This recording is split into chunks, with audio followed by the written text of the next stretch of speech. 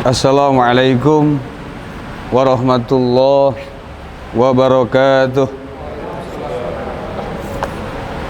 Alhamdulillah, alhamdulillahilladzi tasofa bil kamalat, wassalatu wassalamu ala nabi khairil bariyat wa ala alihi wa sahbihi alladhina fa'alul hasanat, amma ba'du.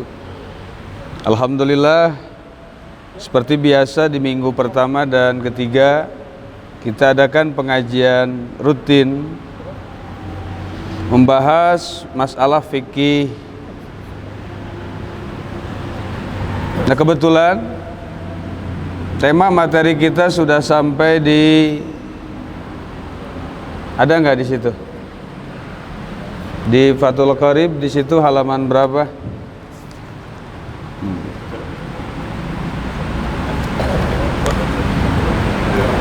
Saya halaman jadi saya 14 mungkin 15 Pak. Ya, alhamdulillah.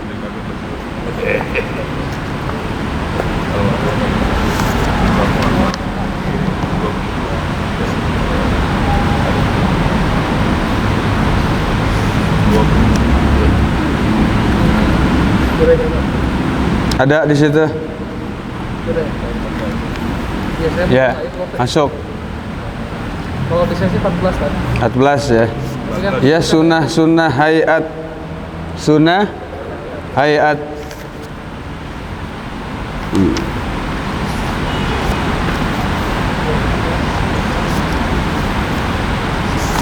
Ada.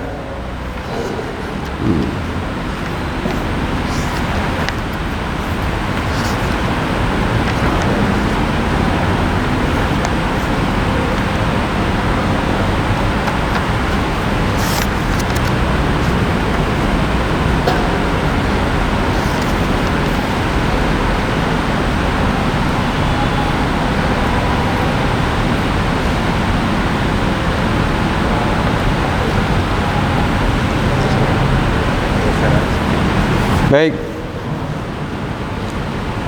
Di sini sampai di wa takbirat indal khabdi lirruku'i. Kemudian sunnah hayat di dalam salat adalah melafadzkan takbir atau mengucapkan takbir Allahu Akbar ketika kita hendak turun menuju posisi ruku'. Wa raf'i, begitu pula ketika kita bangkit dari ruku.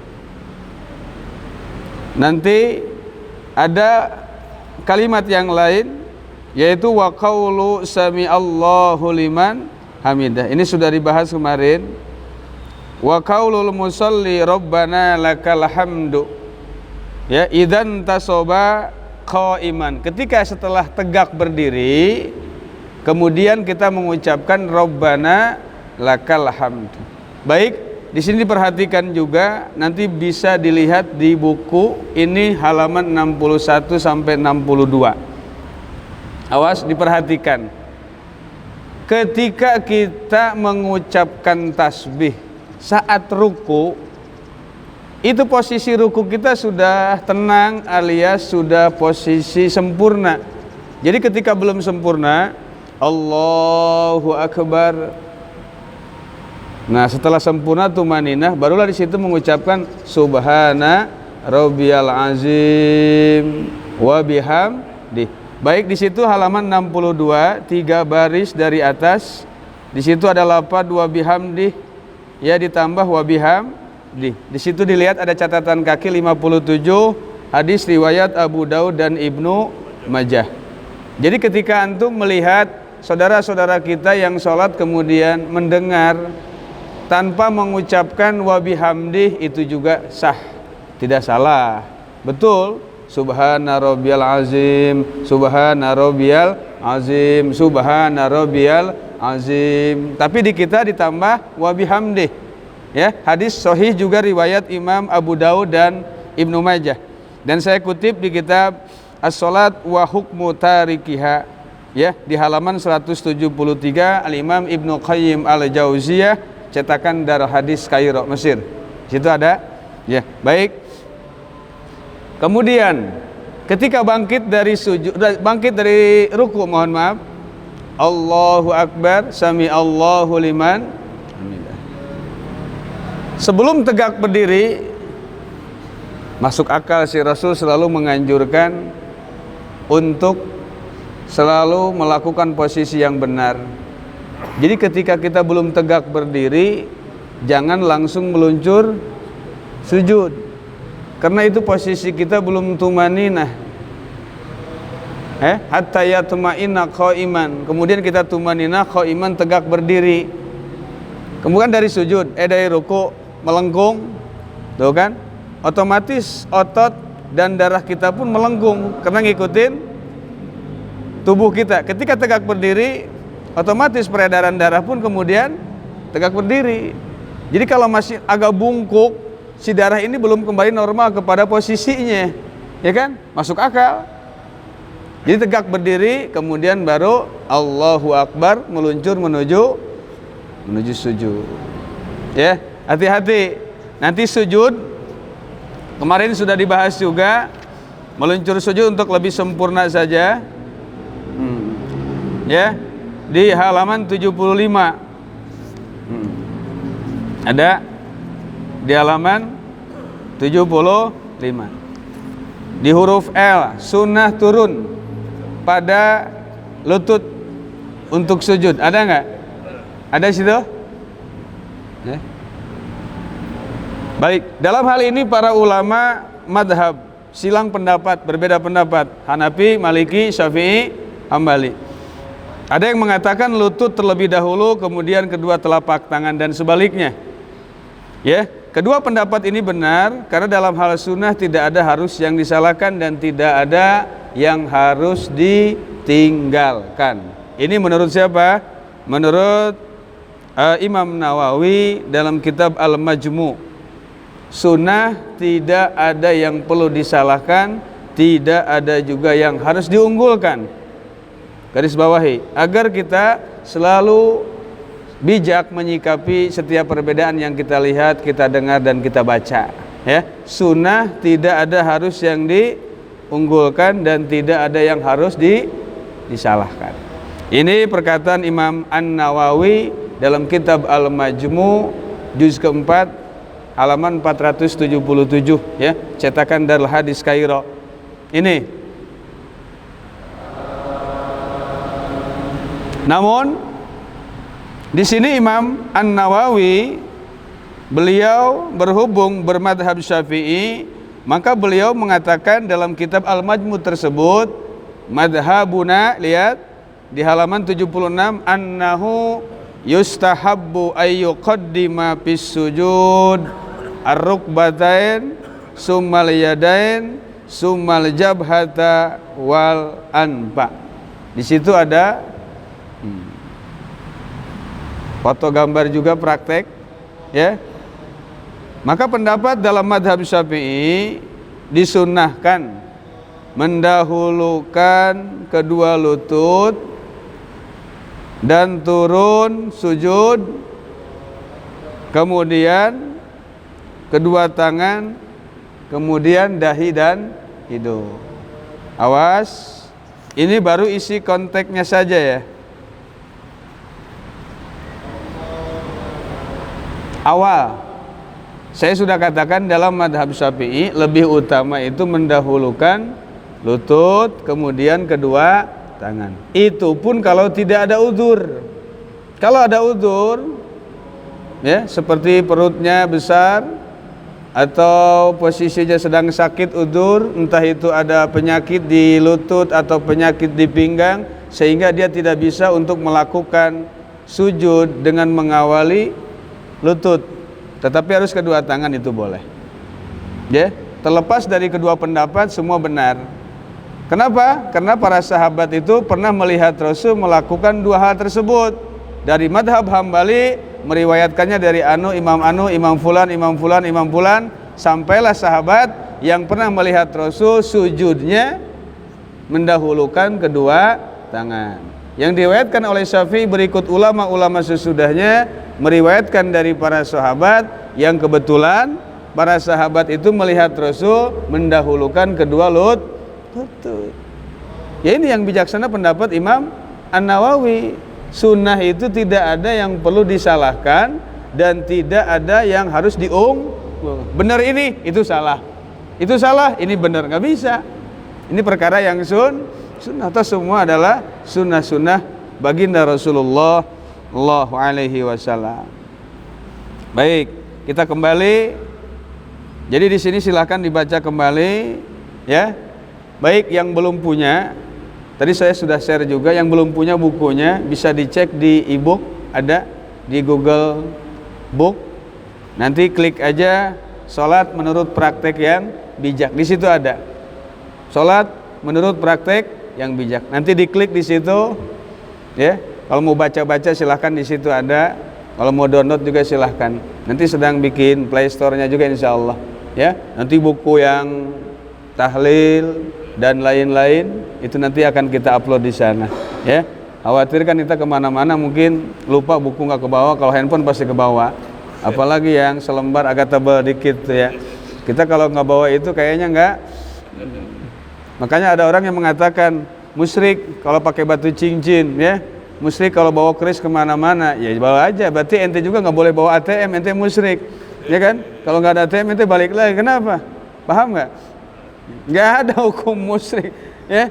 Kita itu nggak percaya sama batu cincin, kita nggak percaya sama keris. Cuma hanya sebatas apa? Apa coba? Sama ATM percaya nggak? Kalau kita nggak bawa ATM, kira-kira enak ke jalan-jalan? Ayo saya tanya, kenapa harus kalian harus bawa ATM? Heri, Pak Mafi? Ada isinya. Ada isinya ya. Ya kan minta aja sama Allah langsung, ya Allah. Paham kan? Berarti kita maksudnya bukan mendewakan ATM kan? Bukan bermaksud kita tidak percaya kepada Allah. Hanya sebatas penolong, wasilah, dzari'ah. Tanpa ada ATM bisa aja. Tapi kenapa kalian gak nyaman gitu kalau kemana-mana gak bawa ATM atau kemana-mana nggak bawa duit? Berarti Anda sudah mendewakan duit. Ya. Seperti halnya kalaupun kita memang punya cincin, ya udah pakai. Kalau memang cincin itu ada berkah, jangan percaya sama cincinnya. Paham nggak? Kalaupun ketinggalannya sudah, aduh, cincinnya ketinggalan. Kalau nggak gua pakai, gua apes nih. Nah itu baru bahaya. Tapi kita juga sama kadang-kadang. Aduh, gua nggak bawa duit nih. Nanti repot, gua lapar kalau mau makan. Nah, benar nggak? Coba biarin deh, pikir-pikir dulu. Nanti mikirnya di rumah udah sambil ngopi dah. Nah di sini mungkin agak repot. Baik, ya. Jadi kembali kepada permasalahan kita. Silakan ya kemana-mana. Mungkin bisa dicek di Google Book. Nanti silakan klik aja. Salat menurut praktek yang bijak. Ya. Kemudian wa tasbih fir ruku', membaca tasbih di dalam ruku'. Subhana rabbiyal azim wa biham. Baik. Subhana rabbiyal azim, subhana rabbiyal azim. Ada orang di samping kita membaca subhana rabbiyal azim saja tanpa wa bihamdi, itu pun sama. Itu pun benar, jangan disalahkan. Jadi kalau kita tahu itu tanpa harus menyalahkan, kita pakai biasa subhana rabbiyal azim wa bihamdi. Ya sudah pakai wa bihamdi. Boleh itu? Nanti posisinya ketika sujud, ketika ruku, mohon maaf, si kedua telapak tangan ini mengepal atau memegang lutut persis di posisi lutut. Lebih dari lutut makruh, kurang dari lutut makruh. Ya, ada yang mau praktek? Apa? Siapa ya? Santri harusnya. Ya. Nah, silakan. Nanti posisinya tangannya harus sejajar juga. Baik. Nah, silakan ruku. Nah, ya tangannya sejajar, lihat. Nah, sebenarnya saya sering juga melihat share-sharean dari tetangga-tetangga sebelah juga. Mohon maaf, silakan lagi ruku. Nah, ya, ini posisi yang benar. Bukan berarti dengan posisi tidak seperti ini sholatnya tidak sah. Tidak. Kalau tetangga sebelah kan kalau memang nggak cocok, coret silang. Jadi seakan-akan sholat seperti itu tidak sah. Sah loh. Ya, jadi kayak gini. Ini posisinya kasopi hatin wahidah, seperti papan seluncur yang rata. Nah, jadi sekira-kiranya kalau kita taruh gelas, ini nggak jatuh. Saya taruh ya. Nah, ya, itu udah masuk. Nah, posisi tangannya lihat, ada juga yang bengkok. Coba tolong bengkokin deh. Nah, agak merunduk dikit lagi. Nah, lagi. Nah, ini ada juga yang seperti ini. Ini sah sholatnya tapi makruh. Nah, makanya beda. Ya, orang awam dengan ahli fikih ketika memandang hadis anjuran itu beda. Mereka kalau nggak cocok dengan tekstual hadis atau tekstual hukum namanya salah, bid'ah. Tapi kalau ulama fikih lain. Ya, ada hilafus sunnah makruhun. Ketika kita menyimpang dari sunnah yang dianjurkan, maka itu hukumnya silahkan lulus kembali. Nah, ya, jadi bangunnya pun sama. Ya, nanti nggak usah digenjot, diturunkan. Sami Allahu liman hamidah. Oh, posisi tangan kemarin sudah dibahas, ya. Boleh di samping paha, boleh di inkibad. Inkibad itu posisi bersedekap sama seperti awal. Nah, ya. Jika kalian ragu atau khawatir ketika bangkit dari ruku itu tangan akan digoyang-goyang. Coba silakan ruku kembali. Bangkit, sami Allahu liman hamidah. Goyangin tangannya. Nah, kebanyakan sekarang yang kita lihat seperti ini. Tangan belum tumanina, kemudian meluncur sujud. Silakan sujud. Nah, ini sholatnya nggak sah. Karena memang tumanina dituntut. Ini hukumnya wajib. Tumanina termasuk kemarin yang dibahas oleh kita, termasuk rukun sholat. Ada ulama hadis, ahli hadis kata Imam Ibnu Jauzi. Ini dikutip nih dalam kitab Sayyidul Khatir. Maka kata Imam Ibnu Jauzi dalam kitab Sayyidul Khatir, ya, innama yambagi lil aqil ayyakhudha tarfan min ilmin wa yahtam fil fikhi. Ini sebaiknya kepada orang yang berakal, kalau mau cari ilmu yang lain sedikit sajalah, jangan kebanyakan. Tapi kita harus fokus di ilmu fikih. Di ilmu apa? Fikih. Kalau sekarang kan kebalik. Justru mainannya kembali kepada Al-Quran dan Sunnah. Quran terus, hadis terus, Quran terus, hadis terus. Al-Imam Ad-Ra'i mengatakan, ya, inna akhwafa ma akhafu ala talibil ilmi idza lam ya'rifin nahwa. Yang saya khawatirkan kepada mereka yang sedang mencari ilmu itu tidak menguasai ilmu nahwu.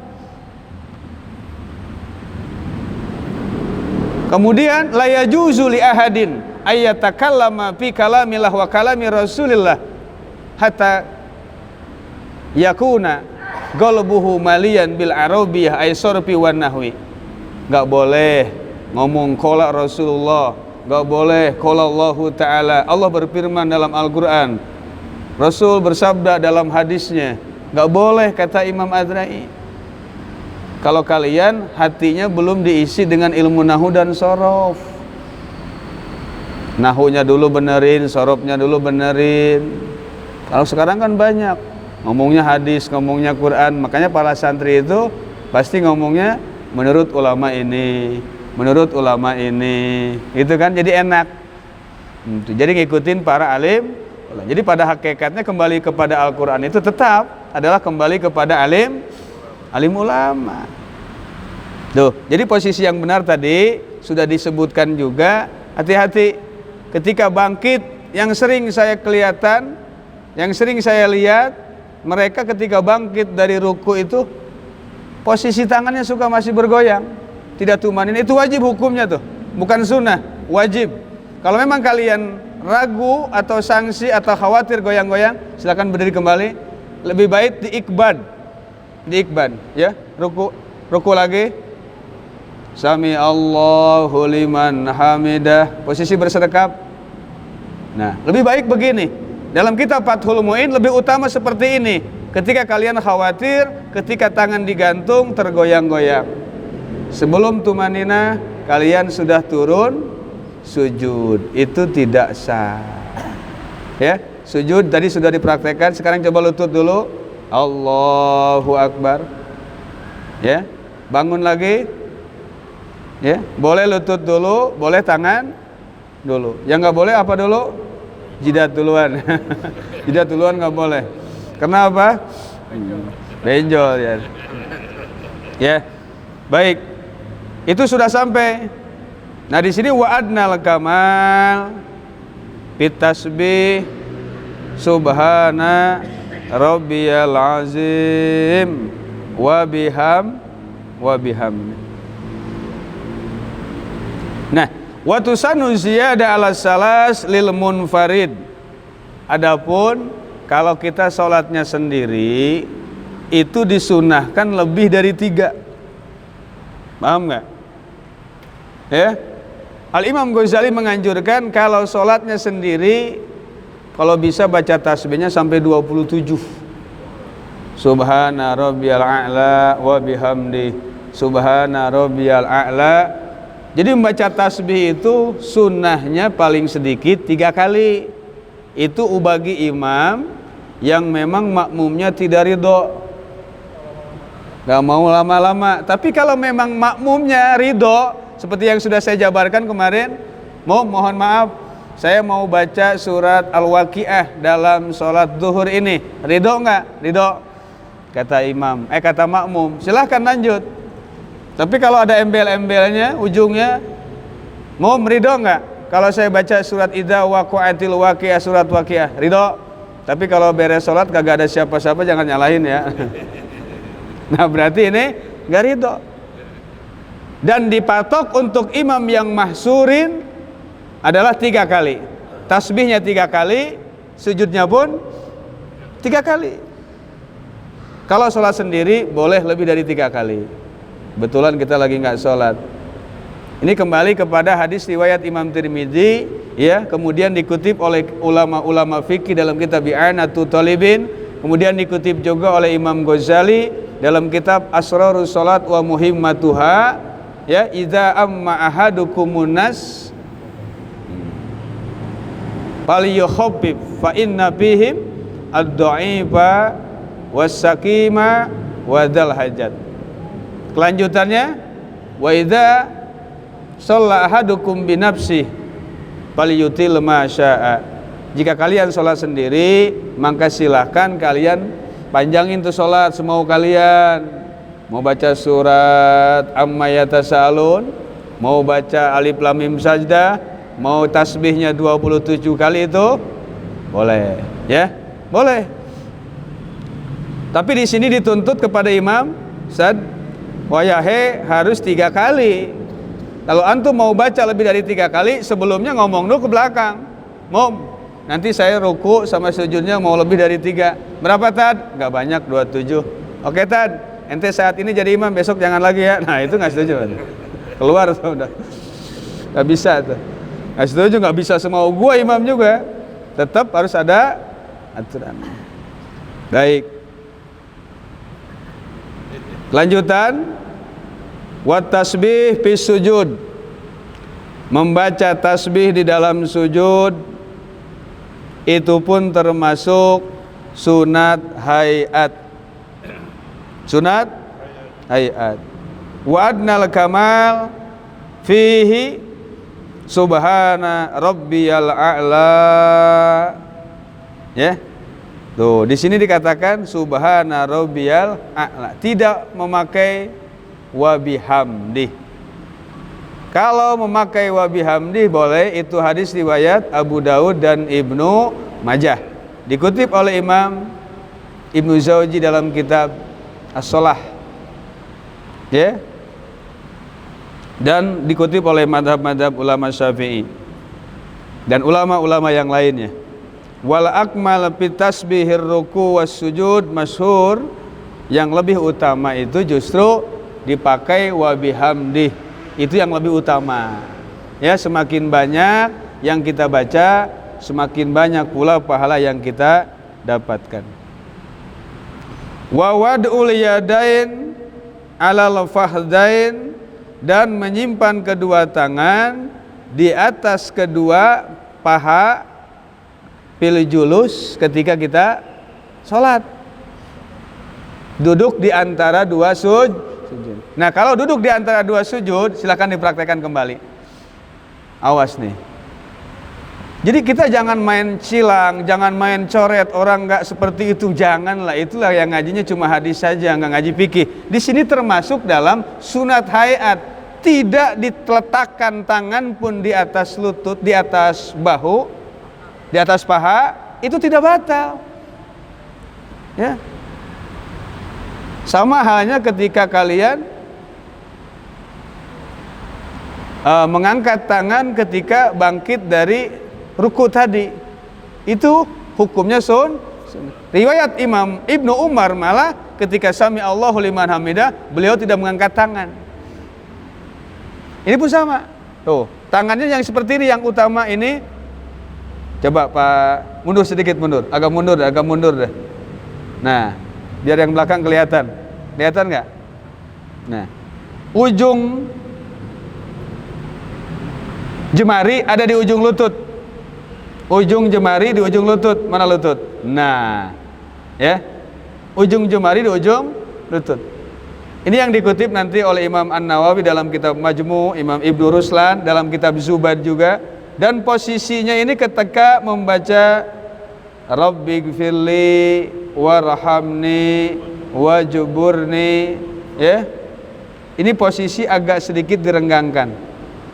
Renggangkan jemarinya. Jemari terlalu renggang. Nah, kalaupun tidak direnggangkan sah. Cuman saya katakan ini adalah praktek yang sunnah. Melanggar dari ini bukan berarti sholatnya salah, benar, tidak membatalkan sholat, cuma belum sesuai dengan sunnah Rasul. Ini termasuknya apa? Sunnah hayat. Ya, coba dirapatkan lagi tangannya, agak naik ke atas, mundur. Nah, ini sholat sah juga, tapi makruh. Lihat, sebab ujung jemarinya tidak di ujung lutut. Di sebelum lutut makruh, sesudah lutut terlalu lewat. Nah, ada juga yang mengepal lututnya. Nah begini. Nah, seperti itu. Ada yang begitu tuh, Rabbighfirli. Ada kan? Ada yang seperti itu? Ya, yang praktekin aja lagi seperti itu tuh. Contoh, ya, tuh. Lihat. Nanti posisi tangannya nanti kita bahas. Jadi yang jelas kembali lagi, ini adalah sunnah. Kalaupun tangannya di samping kaki kanan, lepasin. Nah, satu lagi. Atau begini. Nah, baca Rabbighfirli. Loh, kok ente baca Rabbighfirli seperti itu? Ente nggak sah sholatnya? Sah nggak sholatnya kayak gini? Saya tanya, sah nggak? Karena ini hukumnya apa? Sunnah. Inilah bedanya ulama fikih dan ulama hadis. Semua ulama fikih itu pasti ulama hadis, tapi nggak semua ulama hadis itu ahli fikih. Imam Ahmad bin Hanbal diakui hadisnya oleh Imam Syafi'i, antum a'lamu minni, Anda lebih mengetahui ilmu hadis. Itu sebenarnya sanjungan, tapi pada intinya tetap memperlihatkan kehebatan kepada Imam Syafi'i. Bukan berarti kita fanatik sama Imam Syafi'i. Ya. Bukan kita berarti fanatik kepada Imam Syafi'i. Yang ahli hadis belum tentu ahli fikih. Tapi kalau ahli fikih itu pasti ahli hadis. Ada juga yang nggak ahli fikih, nggak ngerti dia. Cuman kerjanya ngomongin orang, nyalahin orang, beres nyalahin orang, masuk ke rumah sakit, masuk ke WC. Ahli hadas itu namanya. Bukan ahli hadis, ahli. Baik, jadi tangan seperti ini sah.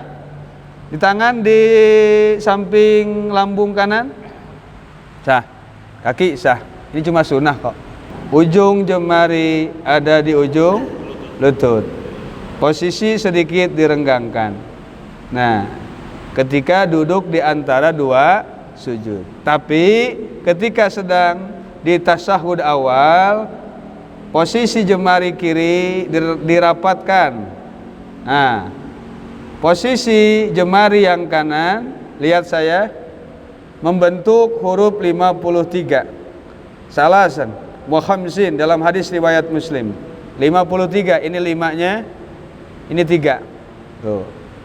Ya. Ketika sampai di asyhadu alla ilaha illallah, hamzah lafaz illallah, maka di situ disunahkan untuk ditunjukkan. Nah, wahanaha, dan sedikit dilengkungkan. Enggak begini. Kalau begini sah juga tapi makruh. Ini memperlihatkan orang itu takabur. Wahanaha, sedikit didoyongkan, dilengkungkan. Asyhadu alla ilaha illallah. Ini standar, lengkungkan. Nah, menunjukkan ketawaduan, kerendah hatian. Baik, silakan kembali ke tempat. Ya. Nanti di pembahasan berikutnya. Jadi wad'ul yadain alal fahdi, menyimpan kedua tangan di atas paha ketika duduk di antara dua sujud, litasahudil awal wal akhir, itu termasuk sunat hae. Ya. Ma laisa ruknan fiha wala ba'dun wala yujbaru bisujudis sahwi. Gerakan atau ucapan yang bukan rukun dan bukan sunat ab'ad, ketika kita tinggalkan, maka tidak harus ditambah dengan sujud sahwi. Itu namanya sunat hay'ah. Ya. Lanjut. Ya bisutul yad al yusra bihaisu tasamat ru'usuha ar-rukbah. Tuh. Di sini dijelaskan, kemudian dibuka tangan kirinya sekira-kira ini sejajar ujung jemarinya ar-rukbata dengan lutut. Kan? Sejajar dengan lutut. Wa yaqbidul yad yumna. Tuh, kemudian kita kepalkan tangan yang kanan kecuali telunjuk. Yang telunjuk pala yakbiduha, jangan kalian kepalkan. Tapi seperti ini membentuk angka 53. Nanti dicek di buku ini di posisi halaman, lihat deh. Syarat 82, coba dilihat 82. Baik, berisyarat dengan jari telunjuk tanpa menggerakkannya. Awas saat tasyahud awal dan akhir, setelah sujud kedua, maka dianjurkan untuk meletakkan telapak tangan kanan di atas bahu kanan, disertai dengan membuka jemari tanpa direnggangkan, terkecuali jari telunjuk dan ibu jari. Keduanya membentuk bilangan 53. Ya, hadis riwayat Muslim nomor hadis 580. Selain itu disunahkan telunjuk diangkat sedikit melengkung. Oh, ya, saat membaca illallah. Itu hadis riwayat Abu Daud nomor hadis 991. Semua ada, ya, posisi tangan, posisi jemari, bacaan apa, hadis apa, semua sudah dikutip dalam buku ini di halaman 82. Silahkan baca kembali. Ya. Oh, wa aqada salasatan wa khamsina, kemudian kita berisyarat dengan telunjuk 80 berapa? 53. Baik. Itu termasuk apa? Sunat hayat. Termasuk sunat hayat. Fa innahu yusiru biha rafi'an laha hala kauni mutasyahidan wa dzalika inda qaulihi illallah. Di sini memang dalam fikih tidak dikutip hadis-hadisnya, tapi di instan. Justru hadisnya sudah tadi saya bacakan, ya, kemudian berisyarat rafi'an sambil kita angkatkan jemari telunjuk kita hala kaunihi, dalam keadaan tingkah kita itu membaca tasyahud. Di mana wadzalika inda qaulihi illallah, diangkatkannya ini ketika membaca ilallah. Ada juga saudara-saudara kita yang sudah diangkat baru mulai at-tahiyatul mubarakatus. Pernah lihat nggak? Di sini dibacanya inda qaulihi illallah ketika masuk di kalimat illallah. Wala yuharrikuha. Nah, lihat. Jangan digerak-gerakan. Jangan digoyang-goyangkan. Fa in harrakaha kuriha wala tabtulu sholatuh. Kalau digerakkan tidak batal sholatnya, tapi makruh. Kalau memang yang digerakkannya ini hanya jemarinya. Tapi kalau tangannya ikut, nah, itu bukan makruh tapi batal. Kenapa? Salah mutaharrikah. Mutaharraka mutawaliyah, 3 kali gerakan berturut-turut. Maka ini membatalkan salat. Batal salatnya nih. Nanti tentang hadis ini riwayatnya ada 11 hadis riwayat yang meriwayatkan wala tuharrikha, jangan digerakkan, ada yang meriwayatkan 1 digerakkan. Nanti dibahas juga di sini tadi di halaman berapa? Baca lagi. Kok sampai ada hukum makruh? Awal hadisnya bagaimana saya kupas di sini. Ya.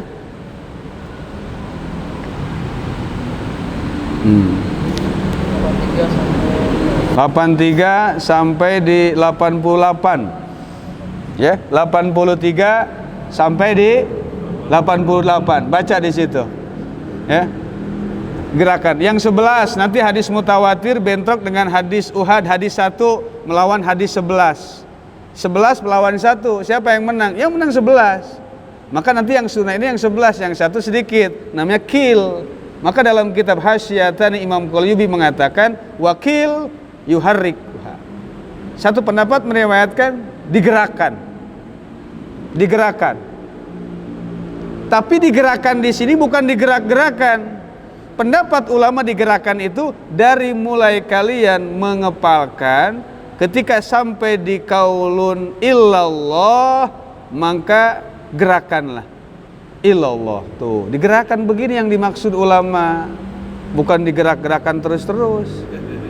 Ada yang capek dikit, bentar diam dulu kan, gitu lagi. Ada yang terus-terusan, macam-macam itu. Riwayatnya ada 1, cuman lemah. Dia mengaku anti hadis dhaif, tapi pada prakteknya dia mengamalkan hadis dhaif. Ini kan lucu. 1 lawan 11, 1 kalah, 11 yang menang, 11 sahih, 1 dhaif. Banyak hadis dhaif yang mereka amalkan. Bangkit dari sujud, mengepalkan tangan, itu hadisnya dhaif.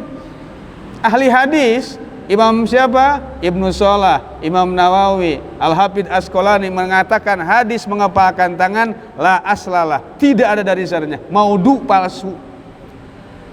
Mereka anti hadis dhaif. Jangankan dhaif, maudhu aja di mereka amalkan. Makanya jangan di sini semua ada. Makanya baca pelan-pelan sambil ngopi, belakangnya piscok, depannya donat, enak dah. Ya, sambil santai, sambil santai. Bacanya pelan-pelan, jangan emosi, pelan-pelan. Di sini dibuka. Sekarang kan zaman digital loh. Jangan mengatakan ini salah. Mereka sekarang kritis. Kalian juga kritis. Nanti kalau pulang ke rumah masih nanyanya ke siapa? Googling kan? Bener nggak? Gua cocokin nih. Silakan, di sini ada referensinya. Abu Daud silakan. Referensi. Oh kata kiai ini begini. Oh kata kiai gini begini. Makanya kalau mendapat pendapat-pendapat dari ulama-ulama yang lain, silakan kita tampung tanpa harus menyalahkan yang lainnya. Ingat perkataan Imam Nawawi dalam kitab Al-Majmu' juz keempat halaman 477 tadi, hal sunnah tidak ada yang perlu disalahkan dan tidak ada yang harus diunggulkan. Semua sama, umat baginda Rasulullah SAW. Jangan sampai masalah sunnah menjadi perpecahan. Terus posisi saya bagaimana? Ya kan ini judulnya menurut praktek yang bijak. Di sini biasanya banyak orang yang digerakin nggak? Enggak, ya jangan. Di sini banyak yang kunut nggak kunut, ya ente ikut kunut. Jangan menurut hadis yang sahih harus begini. Sahih belum tentu bijak, paham nggak? Imam Ahmad bin Hambal hafal 1 juta hadis, tapi yang dituangkan cuma kurang lebih 22.000 dalam Musnad Ahmad bin Hambal. Kemana sisanya? Itu sahih semua yang dihafal. Imam Syafi'i ada kaul qadim ketika di Mesir. Mohon maaf, ketika di Irak. Namanya kaul qadim, kaul lama. Tapi ketika pindah hijrah ke negara Mesir, bikin kaul jadid, kaul yang baru. Karena masyarakat Baghdad dengan masyarakat Mesir, kultur budayanya beda. Itulah kebijakan ini sudah diajarkan oleh Imam Syafi'i radhiyallahu anhu. Di sini biasanya ngangkat tangan kunut, ikut kunut. Ya, di sini imamnya madhab ke kanan, memang ke kanan. Ya kan? Sholaitu khalfa Rasulillah wa ahbabna an yamini. Saya kalau sholat di belakang Rasul, kata sahabat nih, Barra bin Azib, saya lebih senang di sebelah kanan Rasul. Karena Rasul beres sholat itu suka menghadap ke sebelah kanan, bukan berhadap-hadapan, ke sebelah kanan. Wa ahbabna an yamin. Tuh, ya. Kalau biasa di kanan ya sudah kanan. Biasa wirid ya wirid. Ya, jadi ngikutin enak, biar sama-sama enak. Itulah praktek yang bijak, bukan praktek yang sahih. Kalau sahih kita praktekin, wah sahihnya begini, main salahin aja nanti. Nanti ketika sholat duhur, sekarang saya duhur, asar, maghrib, isya, subuh saya pakai kunut. Yang belakang aneh, kok duhur ada kunut? Ini kunut nazilah. Cigudeg lagi banjir, lagi longsor. Kunut nazilah, Imam Ahmad bin Hambal menganjurkan untuk kunut nazilah. Tahu kunut nazilah? Kunut ketika banyak bencana, baca kunut nazilah. Imam Ahmad bin Hambal tidak kunut subuh, tapi menganjurkan kunut nazil, baca kunut nazilah. Terserah, silakan. Redaksinya, kalimatnya boleh. Ya, yang dianjurkan, yang diajarkan oleh Shahibur Ratib Al-Habib Abdullah bin Alwi Al-Haddad, Allahumma fa'annal bala'a wal gola wal jawra wal fitana wal waba wasairu anwa'il bala min biladina khasah wa min jihadihim amah wadfa'na saratagin wal bagin wal zalimin wal mu'tadin bima syita ajilan ghaira ajil fi lutfi wal afiyah. Nah, kemudian tambahin silahkanlah, Allahumma ansur ikhwanana titik silahkan. Allahumma ighfir lana ya Ghaffar warhamna ya Rahim. Silahkan apa saja. Ya Allah, ketika harga-harga sudah mahal, kemarau berkepanjangan, kemudian sembako sudah sulit kita dapatkan, kita baca kunut nazil, baca. Nanti hafal nggak? Nanti ditulis ya. Nanti ditulis insya Allah minggu berikutnya lah. Diingatkan saja. Tapi siapin kapan tulisnya, kalau enggak saya coret-coret mungkin di kaca. Itu resiko. Maka siapin. Tapi kalau nggak mau saya coret-coret di kaca ini. Ya, untuk baca doa kunut nazil. Baik. Masih ada waktu? Ya? 3 menit lagi. Baik, dilanjut saja satu pembahasan lagi. Wal ibtiras fi jami'il jilsah al-waqi'ah fi salat kajulusil istirahah wal julus baina sajdatain. Disunahkan, sunat hayat nih, duduk dengan posisi ibtiras. Bagaimana ibtiras? Ayyajlisa sahsu, seseorang duduk ala ka'bil yusra jailan dhahraha lil ardi, ya, wa yansiba qadamahul yumna wa yadau bil ardi atrafa asabiha. li jihatil kiblat. Ya, yang namanya duduk iftirash ini harus dipraktekkan. Ini lagi nih, ada praktek biasa, ya. Seseorang duduk iftirash, menghadap ke sana, ke belakang. Nah. Ya, kaki kiri masukkan, si pantat sebelah kiri dibengkokkan. Seperti tasahud akhir, bagaimana duduk tasahud akhir. Nah, tuh lihat, maju agak maju dan agak maju yang belakang biar lihat. Maju lagi, maju sebentar. Nah. Ala ka'bil yusra. Ya. Dia kemudian duduk di mana? Ala ka'bil yusra. Di mata kaki yang sebelah kiri, ja'ilan dhahrahu, kemudian punggungnya ini menghadap ke kanan. Ini nih, kaki kirinya tuh lihat. Ya, seperti posisi sedang di tasahud akhir, ya. Nanti ini untuk sebatas praktek kilat saja berkaitan dengan waktu. Nanti kita bahas di pertemuan berikutnya. Mudah-mudahan segitu yang saya sampaikan pada malam hari ini, semoga bermanfaat dan bisa kita aplikasikan sehari-hari. Untuk lebih jelas silahkan dibaca kembali bukunya, ya. Nanti yang belum punya silahkan dibaca di ada, insyaallah e-booknya ada. Semoga bermanfaat. Usikum wa nafsi bitaqullah dan Allah wa iyyakum ajma'in. Assalamualaikum warahmatullahi wabarakatuh.